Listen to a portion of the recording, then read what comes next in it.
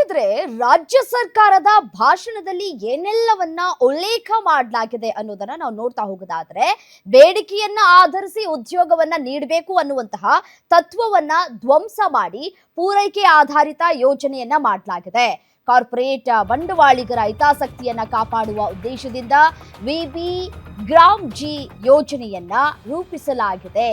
ಆ ಮೂಲಕ ಗ್ರಾಮೀಣ ಜನರ ಹಿತಾಸಕ್ತಿಯನ್ನ ಗಾಳಿಗೆ ತೂರಲಾಗಿದೆ.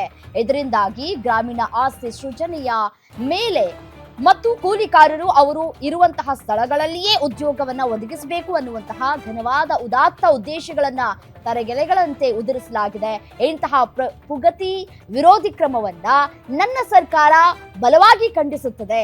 ಹೆಸರಾಂತ ಮನರೇಗಾ ರಾಷ್ಟ್ರದಾದ್ಯಂತ ಪ್ರಸಿದ್ಧಿ ಪಡೆದಿತ್ತು, ಪ್ರಗತಿಯ ಪ್ರತೀಕವಾಗಿತ್ತು ಎಂಬುದನ್ನ ನೀರಿನಲ್ಲಿ ಹೋಮ ಮಾಡಿದಂತೆ ಕೇಂದ್ರ ಸರ್ಕಾರ ಈ ಯೋಜನೆಗೆ ತಿಲಾಂಜಲಿಯನ್ನ ಇಟ್ಟಿದೆ. ಮನ್ರೇಗಾ ಯೋಜನೆಯಲ್ಲಿದ್ದಂತಹ ಗಾಂಧೀಜಿಯವರ ಪ್ರಧಾನ ಆಶಯವಾದಂತಹ ಗ್ರಾಮ ಸ್ವರಾಜ್ಯದ ಕಲ್ಪನೆಯನ್ನ ಹೊಸ ಕಾಯ್ದೆಯು ದುರ್ಬಲಗೊಳಿಸಿದೆ. ರಾಷ್ಟ್ರದ ಪ್ರಜಾಸತ್ತೆಗೆ ಮೂಲಭೂತ ಅಡಿಪಾಯ ಒದಗಿಸುವ ಪಂಚಾಯತ್ ರಾಜ್ ಸಂಸ್ಥೆಗಳು ಅಧಿಕಾರ ವಿಕೇಂದ್ರೀಕರಣದ ಸಂಕೇತಗಳು. ಈ ವಿಕೇಂದ್ರೀಕೃತ ವ್ಯವಸ್ಥೆಯ ಅಡಿಪಾಯವನ್ನೇ ಬುಡಮೇಲು ಮಾಡಿ ಕೇಂದ್ರೀಕೃತ ವ್ಯವಸ್ಥೆಗೆ ಕೇಂದ್ರ ಸರ್ಕಾರವು ಬುನಾದಿ ಹಾಕಿದೆ. ಮನ್ರೇಗಾ ಒಂದು ಕಾಯ್ದೆಯಲ್ಲಿ ಕಾಮಗಾರಿಗಳನ್ನ ಗ್ರಾಮ ಸಭೆಗಳಲ್ಲಿ ಇಟ್ಟು ತೀರ್ಮಾನ ಮಾಡಿ ಅನುಷ್ಠಾನ ಮಾಡಲಾಗ್ತಾ ಇತ್ತು. ಹೊಸ ಕಾಯ್ದೆಯಲ್ಲಿ ಗ್ರಾಮ ಸಭೆಗಳಿಗೆ ಇದ್ದಂತಹ ಅಧಿಕಾರವನ್ನ ಕೇಂದ್ರ ಸರ್ಕಾರದ ಮಾನದಂಡಗಳ ಮೂಲಕ ಸಂಪೂರ್ಣವಾಗಿ ನಿರ್ಬಂಧಿಸಲಾಗಿದೆ. ಕೇಂದ್ರದ ಈ ಕ್ರಮಗಳು ಕೇವಲ ಪ್ರಜಾಸತ್ತಾತ್ಮಕತೆಗೆ ವಿರೋಧಿ ಮಾತ್ರ ಅಲ್ಲ, ರಾಷ್ಟ್ರದ ಬಹುಪಾಲು ನಾಗರಿಕರ ಬೇಡಿಕೆಗಳನ್ನ ನಿರ್ಲಕ್ಷಿಸುವ ಮತ್ತು ರಾಷ್ಟ್ರದ ಹಿತಾಸಕ್ತಿಯನ್ನ ವಿನಾಶದ ಅಂಚಿಗೆ ದೂಡುವ ಪ್ರಗತಿ ವಿರೋಧಿ ಕ್ರಮವಾಗಿದೆ. ನರೇಗಾ ಯೋಜನೆಯಿಂದಾಗಿ ಗುಳೆ ಹೋಗುವ ಸಮಸ್ಯೆ ಕಡಿಮೆ ಆಗಿತ್ತು, ಆದ್ರೆ ಹೊಸ ಕಾಯ್ದೆಯಲ್ಲಿ ನಿರ್ಧಾರಗಳನ್ನ ಕೇಂದ್ರದಿಂದ ಹೇರಲಾಗ್ತಾ ಇದೆ. ದೆಹಲಿಯಲ್ಲಿ ಅಧಿಕಾರಿಗಳ ಪರಿಷತ್ತನ್ನ ರಚಿಸಲಾಗುತ್ತೆ. ಈ ಅಧಿಕಾರಿಗಳ ಪರಿಷತ್ತು ಯಾವ ಪಂಚಾಯಿತಿಗಳಲ್ಲಿ ಈ ಯೋಜನೆಗಳನ್ನ ಜಾರಿಗೆ ತರಬೇಕು ಎಂಬುದನ್ನ ನಿರ್ಣಯಿಸುತ್ತದೆ. ಉದ್ಯೋಗ ಅರಸಿ ದೊಡ್ಡ ದೊಡ್ಡ ಪಟ್ಟಣಗಳಿಗೆ ಗುಳೆ ಹೋಗುವ ಅಥವಾ ವಲಸೆ ಹೋಗುವ ವ್ಯವಸ್ಥೆಯನ್ನ ಪುನರ್ ಸ್ಥಾಪಿಸುವ ಈ ವಿಬಿ ಗ್ರಾಮ್ ಜಿ ಯೋಜನೆಯನ್ನ ನನ್ನ ಸರ್ಕಾರ ಅತ್ಯಂತ ಪ್ರಬಲವಾಗಿ ವಿರೋಧಿಸುತ್ತದೆ. ಮನ್ರೇಗಾ ಕಾಯ್ದೆಯು ದಲಿತರು, ಆದಿವಾಸಿಗಳು, ಮಹಿಳೆಯರು, ಹಿಂದುಳಿದವರು, ರೈತಾಪಿ ಸಮುದಾಯಗಳ ಜನರ ಉದ್ಯೋಗದ ಹಕ್ಕುಗಳನ್ನ ಮೊಟಕುಗೊಳಿಸಲಾಗಿದೆ.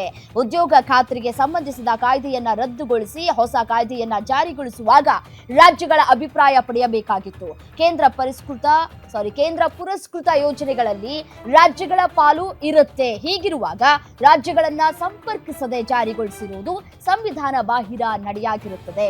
ಮನರೇಗಾದಲ್ಲಿದ್ದಂತಹ ಕಾರ್ಮಿಕ ಕೇಂದ್ರಿತ ಹಕ್ಕುಗಳನ್ನ ಮೊಟಕುಗೊಳಿಸಿ ಅವರನ್ನ ಗುತ್ತಿಗೆದಾರರ ಅಧೀನಕ್ಕೆ ನೀಡಲಾಗ್ತಾ ಇದೆ. ಬೆಲೆ ಏರಿಕೆ, ಹಣ ದುಬ್ಬರಗಳನ್ನ ಆಧರಿಸಿ ಕೂಲಿಯನ್ನ ಪರಿಷ್ಕೃತ ಮಾಡ್ತಾ ಇದ್ದಂತಹ ಅವಕಾಶಗಳು ಹೊಸ ಕಾಯ್ದೆಯಲ್ಲಿ ಕ್ಷೀಣಿಸಿವೆ. ಇದರಿಂದ ಬಡ ಕೂಲಿ ಕಾರ್ಮಿಕರ ಸಾಮಾಜಿಕ ಭದ್ರತೆಯೂ ಇಲ್ಲವಾಗ್ತಾ ಇದೆ.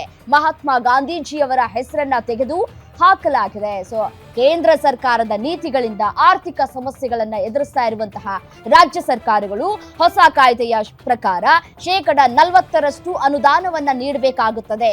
ರಾಜ್ಯವು ಅನುದಾನ ನೀಡದಿದ್ರೆ ಕೇಂದ್ರವು ವಿಬಿ ಗ್ರಾಮ್ ಜಿ ಯೋಜನೆಗೆ ಅನುದಾನಗಳನ್ನ ನೀಡೋದಿಲ್ಲ. ಹಾಗಾಗಿ ಯೋಜನೆಯು ನಿಧಾನವಾಗಿ ಅವಸಾನದ ಹಾದಿಯ ಕಡೆಗೆ ತೆರಳುತ್ತದೆ. ಈ ಎಲ್ಲಾ ಕಾರಣಗಳಿಂದ ಕೇಂದ್ರ ಸರ್ಕಾರವು ತಂದಿರುವ ವಿಬಿ ಗ್ರಾಮ್ ಜಿ ಕಾನೂನನ್ನ ತಕ್ಷಣ ರದ್ದುಪಡಿಸಿ ಬಡವರ, ಕೃಷಿ ಕಾರ್ಮಿಕರ, ಗ್ರಾಮೀಣ ಆಸ್ತಿ ಸೃಜನೆಗೆ ಅವಕಾಶ ಕಲ್ಪಿಸುವ, ನಿರುದ್ಯೋಗಿ ಭತ್ಯೆ ಒದಗಿಸುವ, ಕಾರ್ಮಿಕರಿಗೆ ಅವರಿರುವ ಸ್ಥಳದಲ್ಲಿಯೇ ಕೆಲಸ ಒದಗಿಸುವ ಮಹಾತ್ಮ ಗಾಂಧಿ ಉದ್ಯೋಗ ಖಾತ್ರಿ ಯೋಜನೆಯನ್ನ ಮರುಸ್ಥಾಪಿಸಬೇಕು ಅಂತ ನನ್ನ ಸರ್ಕಾರ ಕೇಂದ್ರವನ್ನ ಒತ್ತಾಯಿಸುತ್ತದೆ ಅಂತ ಹೇಳಿ ಭಾಷಣದಲ್ಲಿ ಉಲ್ಲೇಖವನ್ನ ಮಾಡಲಾಗಿದೆ.